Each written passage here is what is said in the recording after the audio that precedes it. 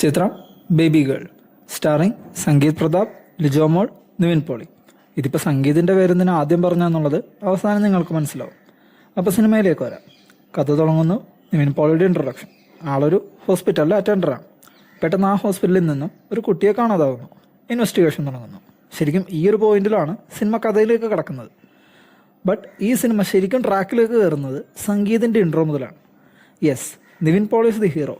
But performance കൊണ്ടാണോ അതോ character space കൊണ്ടാണോ എന്നറിയില്ല, സിനിമ മൊത്തത്തിൽ കൊണ്ടുപോകുന്നത് രണ്ടുപേരാണ്, സംഗീത് ആൻഡ് ലിജോ മോൾ. പിന്നീട് അങ്ങോട്ട് ആവശ്യത്തിന് ട്വിസ്റ്റും സസ്പെൻസും ഒക്കെ ആയിട്ട് അങ്ങ് മുന്നോട്ട് പോകുന്നു. വളരെ വ്യത്യസ്തമായിട്ടുള്ളൊരു ക്ലൈമാക്സും ഈ ഒരു സിനിമയ്ക്കുണ്ട്.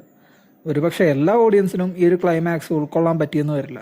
പേഴ്സണലി എനിക്ക് ആ ഒരു ക്ലൈമാക്സ് നല്ല രീതിയിൽ വർക്ക്. സംഗീത് ആൻഡ് ലിജോ മോൾ ഇവർ കഴിഞ്ഞാൽ ഈ സിനിമയിലെ ബെസ്റ്റ് പെർഫോമൻസ് ഒരു ലേഡി ക്യാരക്ടറാണ്. പേര് ഞാൻ പറയുന്നില്ല, സിനിമ കണ്ടവർക്കത് മനസ്സിലാവും. കാണാത്തവരുണ്ടെങ്കിൽ സിനിമ കാണുക, അഭിപ്രായം കമൻറ്റ് ചെയ്യുക.